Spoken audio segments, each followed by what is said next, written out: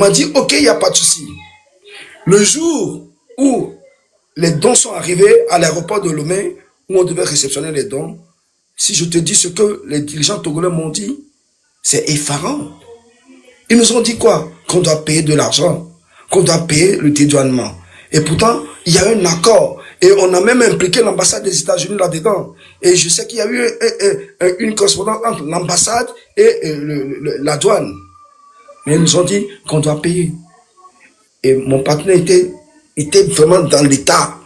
Parce que tout le travail que j'ai fait pendant des années, pendant plus de 20 ans, c'est à l'eau le même jour. Et ce partenaire a dit quoi? Que c'est pas possible, moi je vais quitter ce pays.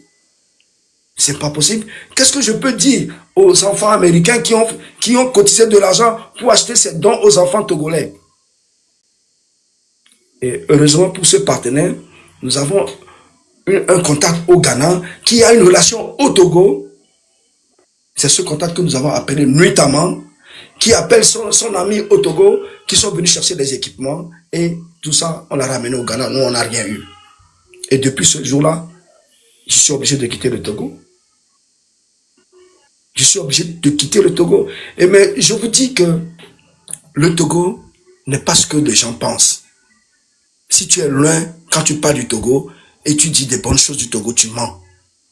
Tu es en train de mentir, ou soit tu es du système. C'est ce que je voulais dire. À ceux qui parlent du Togo, qui disent que le Togo, ça va. Vous savez combien de quand ça date les routes du Togo? Les tracés de route au Togo, vous savez quand ça date? Ça date du temps allemand. Tout ce que vous avez comme bureau au Togo, partout, ça dit au niveau de la place de Lomé, là, ça date du temps allemand. Les Français ont construit quoi au Togo? Rien du tout. Ils ont construit 30 km de route et de chemin de fer à Tapamé. Il faut demander aux Français, ils vont vous dire. Donc, il ne faut pas dire ce qu'on ne connaît pas. Moi, je préfère que quelqu'un fasse un débat ici qui nous dise, moi, je suis allé au Togo, j'ai vu telle chose. Et les Togolais ne peuvent pas sortir dans la rue depuis des années et se plaignent, et voilà que le président a fait des choses. Non. Non. Non, les marchés sont bleus depuis combien d'années on n'a pas construit les nouveaux marchés. Et vous ne voulez pas que les Togolais le disent? S'il faut faire quelque chose, les Togolais vont le dire. Et voilà quelqu'un qui prend le pouvoir en 2005. Il dit quoi? À la mort de son papa, il dit que son papa lui a dit de ne jamais laisser le pouvoir. Est-ce que le pouvoir appartient à Fort? Est-ce que le pouvoir appartient à la famille Gnassingbé? Pourquoi vous ne voulez pas que les Togolais le disent? Les Togolais doivent le dire. Donc moi je dis, c'est sur ce point que je veux intervenir un peu. Et de l'autre côté, je voulais dire à monsieur, au général que, général, vous dites des choses qui ne sont pas vraiment, ça dit, qui sont vraiment écœurants, quoi. Parce que moi, vous m'avez tué dans mon âme, quoi. Parce que chaque jour je pleure nos jeunes frères qui sont morts. Je pleure nos frères qui sont morts. En 2005, il y a 500 qui sont morts. Et ça fait quelques jours, il y a plus de 7 qui sont morts. Ils sont morts pour rien. Quand vous nous dites que, bon, les Togolais, c'est des gens qui se plaignent trop. Les Togolais, c'est des gens qui racontent beaucoup d'histoires. Ce n'est pas vrai ce que vous dites, monsieur le général. C'est pas vrai. Et maintenant, moi, je veux intervenir sur le cas de comment il s'appelle, le panafricaniste, Alain Foucault. Pour Alain Foucault, moi, je crois qu'on doit le laisser dans sa coquille. Alain Foucault doit aller lire un peu ce que Marcus Garvey a écrit sur le panafricanisme. Alain Foucault doit lire un peu ce que Nkrumah a dit du panafricanisme, ce que le père fondateur de Kenya, Julius Nyerere, a dit. Alain Foucault doit lire ce que Franck Fanon a dit pour comprendre ce que c'est que le panafricanisme. Le panafricanisme, c'est pas ce que les gens pensent. Vous avez 1 minute pour conclure. D'accord, il y a pas de souci. Le panafricanisme, c'est pas ce que les gens pensent. Et Alain Foucault, ce qu'il doit dire à Fort Gnassingbé, s'il veut que Fort Gnassingbé devienne panafricaniste, ou je sais pas ce qu'il veut dire, même pour sa 5e ou 6e république, il devait plutôt lui dire à Fort, tu as fait 20 ans au pouvoir, ou tu as fait tant d'années au pouvoir, ton papa a fait 38 ans. Le mieux pour toi, c'est de laisser le pouvoir et partir pour revenir après. Parce que nous, on a félicité Kérékou quand Kérékou a quitté le pouvoir, et revenir après quand les Béninois l'ont remis. Nous, ça nous fait plaisir. Et moi, j'en parle tout le temps quand je raconte mes amis béninois, tout ça ici en Europe. Donc, c'est ce que Alain Foucault doit dire à Faure Gnassingbé. Oui, je suis d'accord avec toi, mais il faut que tu partes et que tu reviennes après, et quand tu auras installé un bon pays, un pays normal. Mais moi, ce que moi, je crois qu'il devait dire. Je crois que je vais rester là, quoi. Merci beaucoup. Et je vais remercier Kodjo, parce que Kodjo a tout dit. Kodjo a tout dit ce que je voulais dire. Kodjo a tout dit. Donc, moi, je ne vais plus, parler et je laisse, le débat continuer. Merci. Merci, je suis moi. Merci d'avoir intervenu. Merci d'avoir dit ce que vous pensez. Je continue toujours comme je dis, aujourd'hui, le compte Papa officiel a été banni. Parce que c'est toujours pour le Togo, le live du Togo que je fais. Ça a été signalé jusqu'à... Il y a un qui est en colère à montrer des vidéos où on tabasse et bam, mon compte a été banni, mon compte phare, le compte que je donne à tout le monde vient s'exprimer comme bon leur semble. Vous voyez, comme chacun dit ce qu'il pense. C'est un espace de liberté d'expression que j'avais, mais c'est pas grave, j'ai créé un autre, l'autre que j'ai mis à gauche, un grand écran ici. Donc, s'il vous plaît, désormais, c'est là, je vais faire, comment dire, du live. Tout le monde n'a qu'à vous abonner. Abonnez-vous parce que je comprends pas, vous abonnez pas à ce compte. Je comprends pas, je suis à combien? Voilà, attends. Abonnez-vous à ce compte. Désormais, c'est là où on va faire le live. Si vous vous abonnez beaucoup là, c'est voilà quoi. Désormais, c'est là où on va attaquer. N'hésitez pas à vous abonner vraiment à ce compte. Alors, maintenant, je vais donner la parole maintenant à Jackie. Et Jackie, comment allez-vous, Jackie? Eh bien, et chez vous, bonjour à tout le monde ou bonsoir, ça dépend de là où on se trouve au bout de la terre. Effectivement. Et merci de m'avoir donné la parole. Moi, vous voyez, dans quelques jours, vendredi de la semaine prochaine, je vais avoir 55 ans. Je suis issu d'un amour d'une femme béninoise et d'un autochtone togolais dont sa mère s'appelait Aklassou Ngoï. Jusqu'à présent, si je peux l'expliquer, la dynastie n'a rien à voir avec le pouvoir. Donc, je parle en tant que mère de famille. Je parle en tant qu'humain. Et je dis que chacun a sa manière de faire la guerre. Mais nous tous, depuis bientôt 2 mois, nous le disons, il y a un problème. Et je le dis et le redis en tant que mère de famille, quand mes enfants ont faim, ils n'ont point d'oreille.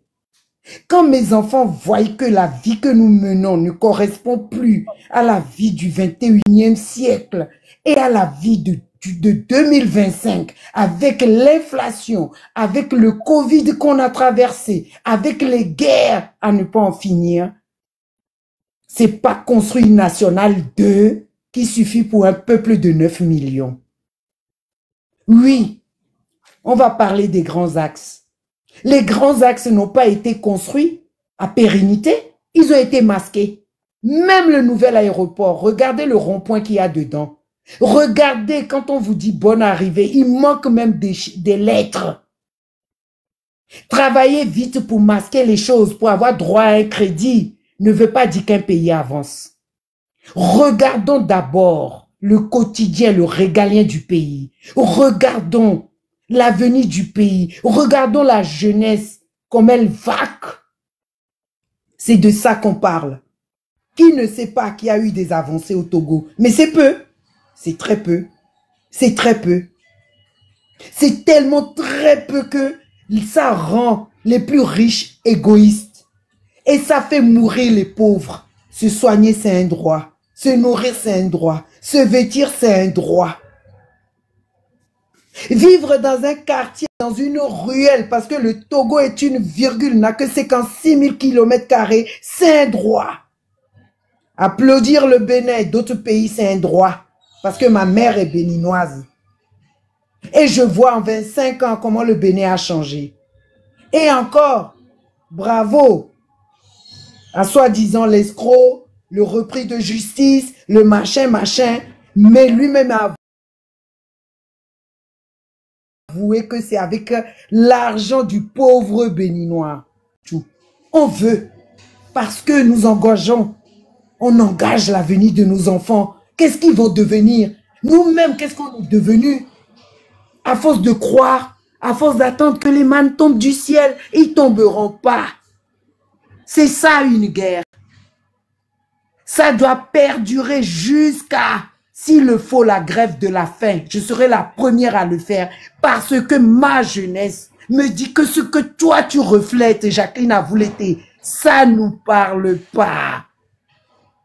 Nous, on veut vivre dans notre monde. On veut vivre dans le monde du 21e siècle, avec l'avancée de tout, toute technologie confondue. Ce gouvernement est essoufflé. Tout le monde le sait, ne soyons pas dupes.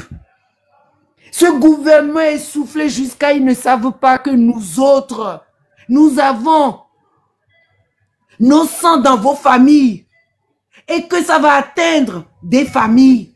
Ce gouvernement est tellement dupe qu'il oublie que nos sœurs ou nos frères leur ont fait des enfants. C'est un droit à un changement. Je n'incite personne à les tuer ou voler, mais c'est un droit. Et je me battrai pour ce droit.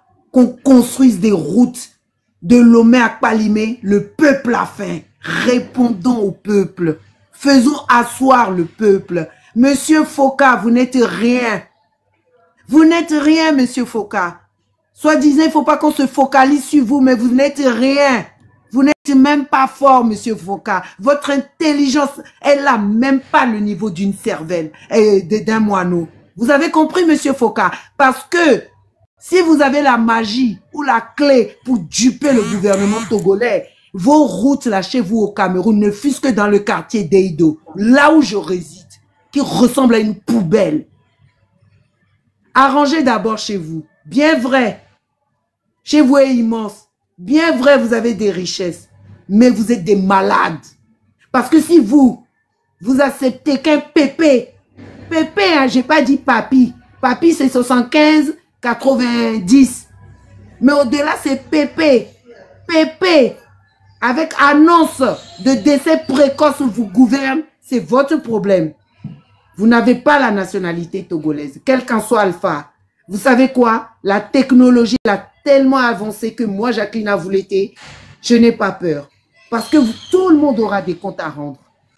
Mais je vous dis, et je le répète en tant que mère de famille, qui en a marre que nos enfants se lèvent le matin à 7 h du matin, commencent à faire du bruit parce qu'ils n'ont que le sorabi. Pour s'émerger à longueur de journée, pour rêver.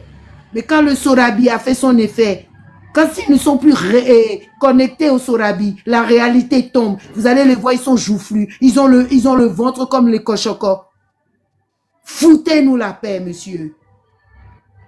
Foutez-nous la paix. Je m'adresse au gouvernement togolais. Vous êtes des pères de famille. Vous êtes des mères de famille. Vous avez compris? Il y a un problème. Il y a un réel problème au Togo. Le peuple a faim. Dans mon quartier, allez voir les gens crever de faim. Soyons humains. Je suis prête. Moi, ma guerre, elle ira jusqu'à la grève de la faim. J'irai jusqu'au Vatican. J'irai partout. Parce que la jeunesse ne vous a pas tiré dessus à barre réelle. Je suis Amouron et je resterai Amouron. Parce que dans la constitution togolaise, il est écrit nulle part qu'il faut torturer un peuple. Un petit peuple qui était exemplaire.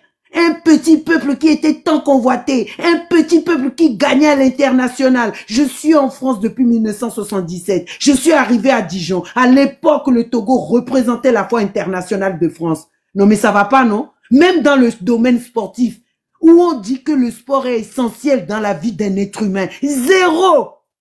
Zéro à l'international. Toujours le Togo va emprunter. C'est quoi? C'est quoi?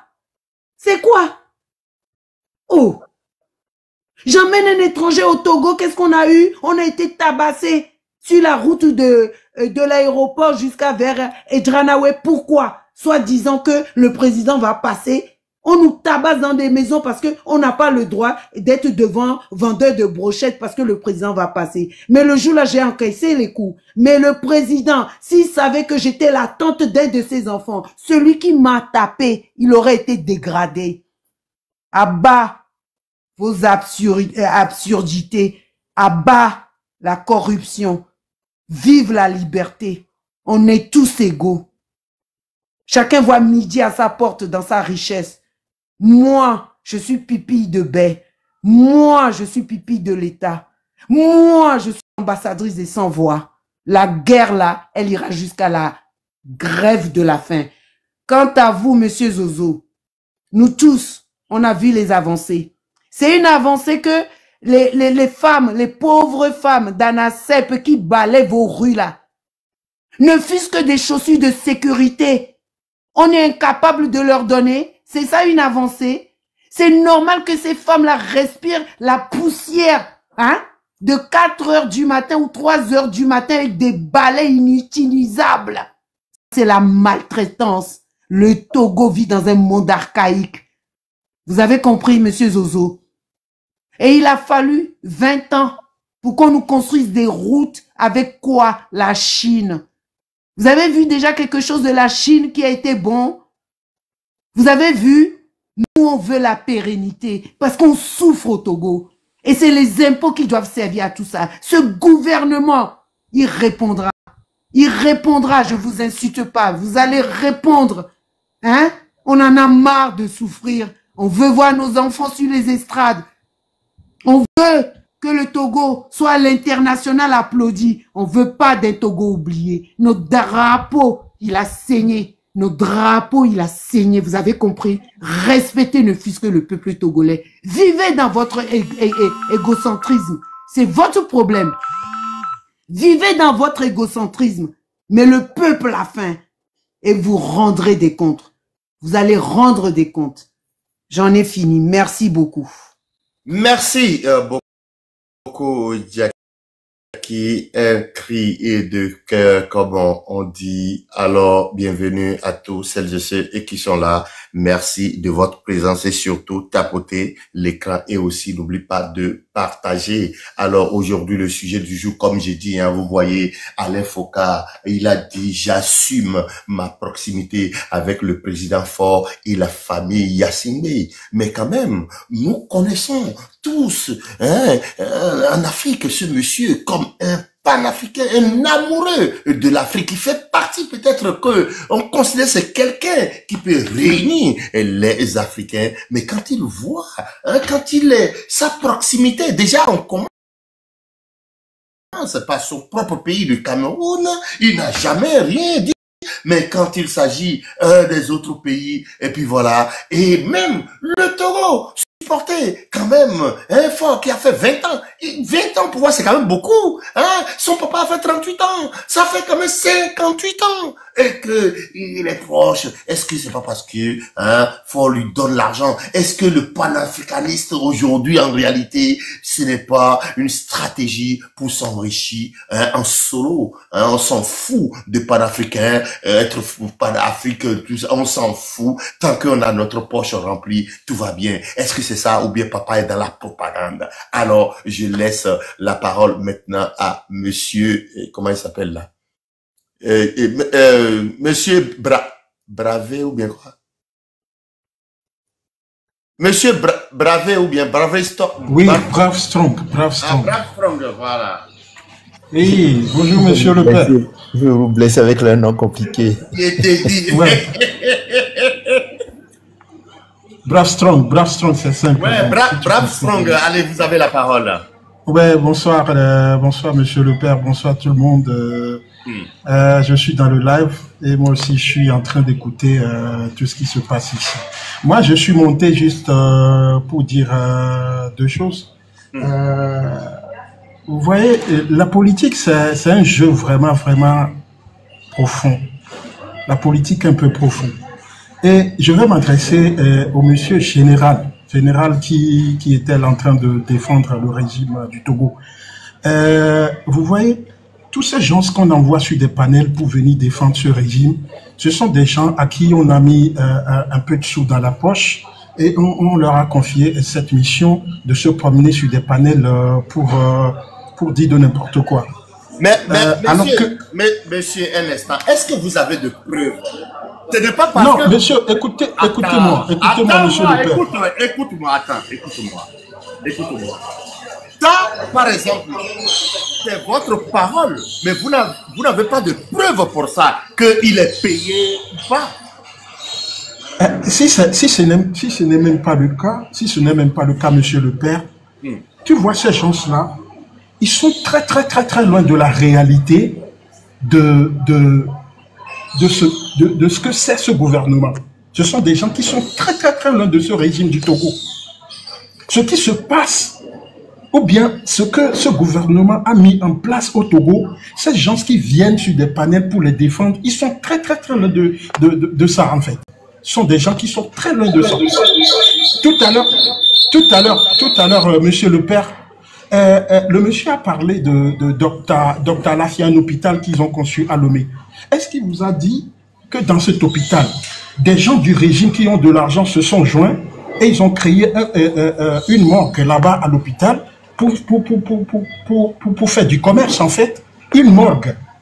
C'est pourquoi tu vas voir quelqu'un qui, avec un simple mot de tête, la personne peut mourir là-bas. Et avec leur morgue, ils font du commerce avec ça. Tu vois, c'est ce régime-là que ce monsieur vient défendre. C'est ce régime-là que ce monsieur, il vient défendre. Tu vois, monsieur le président de la République du Togo, depuis que ces trucs-là ont commencé, ces mouvements, ces manifestations, nous on le prenait comme quelqu'un de responsable. En tant que président de la République, qu'est-ce qu'il doit faire? Il doit sortir au moins dire un mot à la population. Mais jusque-là, le gars n'est pas sorti. Le gars n'est pas sorti. C'est un système qu'ils ont mis en place pour appauvrir la population afin de pouvoir les esclavagiser ou mettre la main sur eux. C'est juste ça. C'est un système qu'ils ont mis en place pour appauvrir la paisible population afin de les contrôler sur tous les plans. C'est ce que ce monsieur général a oublié. C'est pourquoi je vous dis qu'ils sont loin de la réalité de ce qui se passe au Togo. Vous voyez? S'il vient dire aujourd'hui que le pays là, le gars il a fait des trucs, il dit qu'il y a un laboratoire qui fabrique des médicaments. Même si c'est vrai, qui va prendre le médicament là, qui va avaler ce médicament là? C'est quel Togolais qui va avaler ce médicament? Donc, tu sais... Eh bien, avoir un laboratoire quand même qui fabrique des médicaments dans votre pays, c'est quand même une bonne chose, hein? Monsieur, il y a des choses prépondérantes. Il y a des choses prépondérantes. Il y a des choses nécessaires. Il y a trop de bruit avec toi, hein? Attendez une minute. Il y a trop de bruit. Attendez, donnez la parole à quelqu'un, j'arrive. Ok. Papa officiel, je peux passer une motion? Oui, allez-y, vas-y. Papa officiel, vous voyez, et les gens sont venus ici pour dire qu'il n'y a pas d'hôpitaux au Togo. Vous voyez?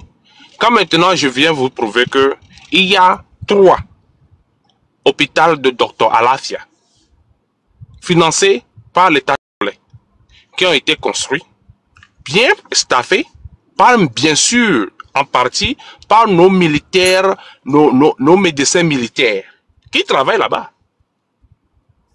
Maintenant, on vient nous dire qu'ils ont créé une morgue pour dire les gens et profiter. Mais même avec ça, les gens ils vont là-bas. Vous voyez, papa officiel, c'est ce que nous avons au Togo. Moi, hein, merci, je laisse la parole aux autres. C'est seulement une motion, papa officiel. Monsieur général, tout à l'heure, si j'ai bien saisi ce que vous avez dit que à l'hôpital là-bas, la consultation est 10 000, tout. Est-ce que j'ai bien entendu ou bien c'est moi qui n'ai pas bien entendu? Non, j'ai dit, vous dites, c'est ce que j'ai dit. C'est-à-dire, un de vos complaints là, hein, c'est que, l'hôpital là-bas, la consultation est de 10 000. Monsieur, c'est ce que j'ai dit. L'hôpital Dr Alafia, combien de Togolais peut aller se soigner là-bas? Soyons francs, soyons véridiques. Combien de Togolais?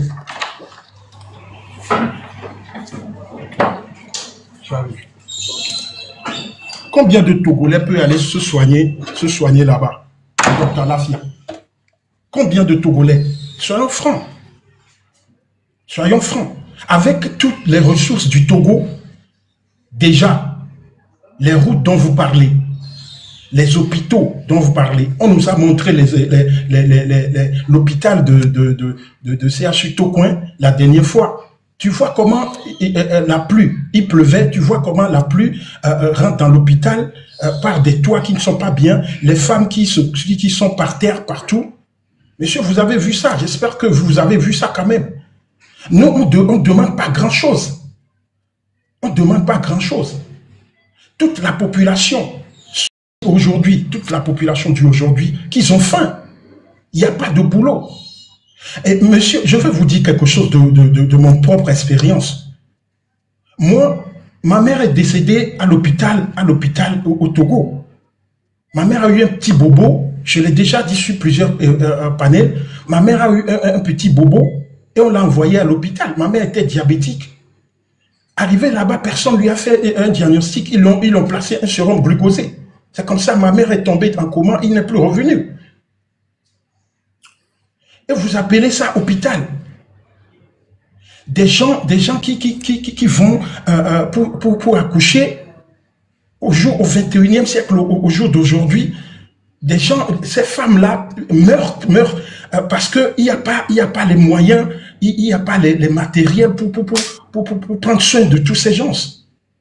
Soyons vrais, monsieur. Même si on ne vous a pas donné de l'argent, en âme et conscience, vous savez très bien que au jour d'aujourd'hui, là où nous sommes, le truc ne va pas, monsieur.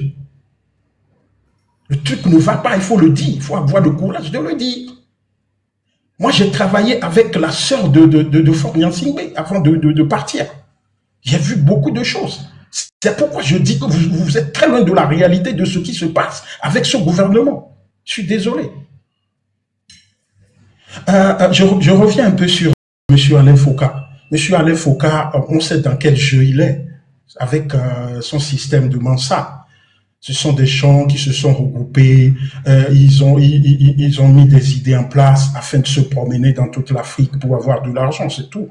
Monsieur Alain Foucault n'a jamais été un panafricaniste, ça je l'avoue.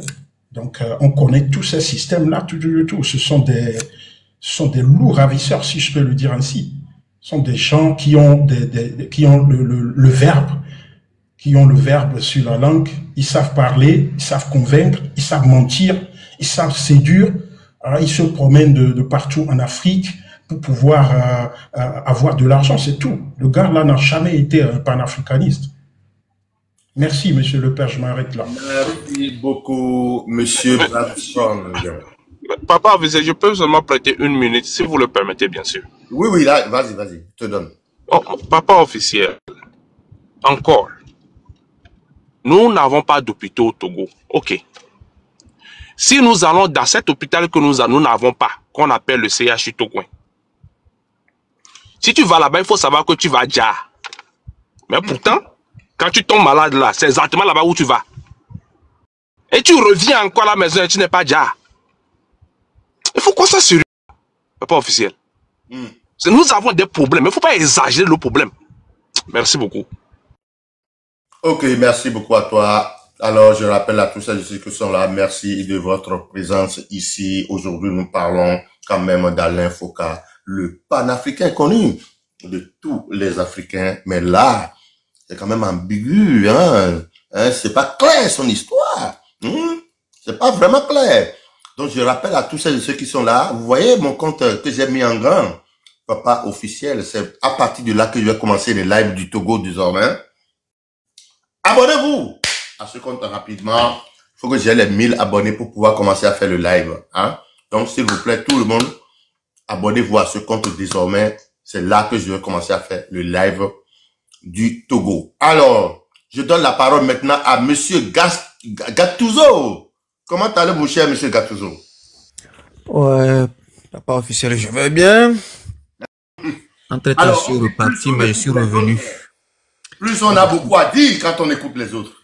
Ouais, beaucoup de choses à dire. Beaucoup de choses.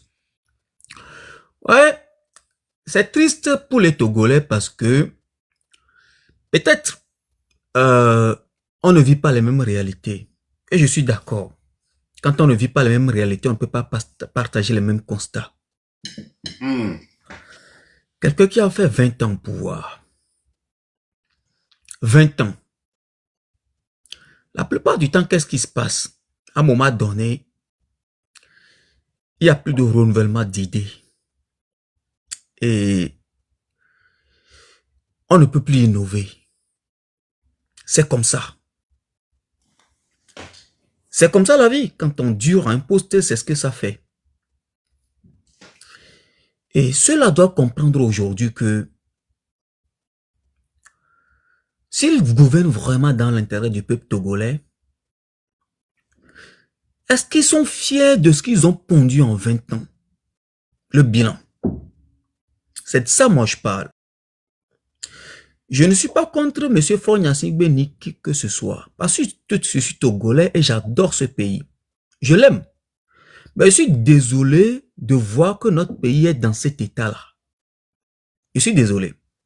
Avec toutes les ressources qu'on a, avec tous nos prélèvements, les impôts qu'on lève chaque année, comment est-ce qu'on peut l'expliquer? Et c'est normal qu'à un moment donné, on commence à faire comparaison. Parce que le Togo n'est pas un pays isolé. On est entouré d'autres pays. Et on connaît aussi les réalités de tous ces pays-là. Et on voit ce qui se passe dans ces pays. Et quand on revient dans notre pays, ben, on constate que tout le monde évolue sauf nous. Parce que nos dirigeants ne sont pas là pour le bonheur du peuple togolais. Ils ne sont pas là pour ça. Ils ne sont pas là. Eux-mêmes, ils le savent. On n'a même plus besoin de parler avant que les gens constatent cela. Ils savent qu'ils ne sont pas là pour le bonheur du peuple togolais. Regardez un petit instant. Que ce pays, tu as gouverné pendant 20 ans. Ok, bon. Tu viens de construire un hôpital qui n'est pas un hôpital public, qui est financé donc par beaucoup de partenaires, machin, et donc les réseaux d'amis donc de Faure Gnassingbé, où tous les Togolais ne peuvent pas aller là-bas. Mon frère Kossi parle donc de cet hôpital. Moi, ma soeur vient donc de perdre un enfant au CHU Tokoin. Mais il doit me poser la question pourquoi elle n'est pas partie dans cet hôpital, mais plutôt elle est partie à Tokoin. Parce que c'est pas n'importe qui peut aller à cet hôpital. C'est la triste réalité. Qu'est-ce qu'il veut? Qu'est-ce qu'il veut nous faire comprendre?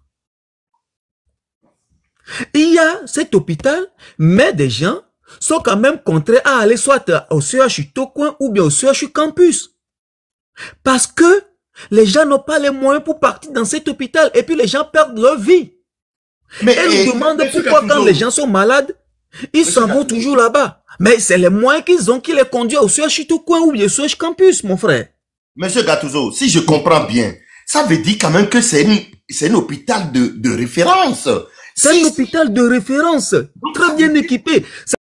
C'est pourquoi depuis une semaine, je suis désolé de constater que les gars, ils veulent maintenir le peuple togolais dans cette situation. Ils sont contents. Pourquoi? Mon frère, imagine qu'on construit un hôpital privé avec une partie donc des fonds donc de la Caisse nationale de sécurité sociale et puis avec du financement privé, hein, les ministres, les hauts gradés, les amis ils ont tous leur action là-bas. Donc qu'est-ce qui empêche nos dirigeants, nos dirigeants d'équiper autant les deux hôpitaux, en tout cas les deux CHU qu'on a? Vous voyez un peu la situation. C'est-à-dire que cet hôpital privé est construit, très bien équipé, de référence. Et les deux hôpitaux publics, qui sont les deux CHU à Lomé, sont dans un état lamentable. Ça veut dire qu'ils font sciemment. En tout cas,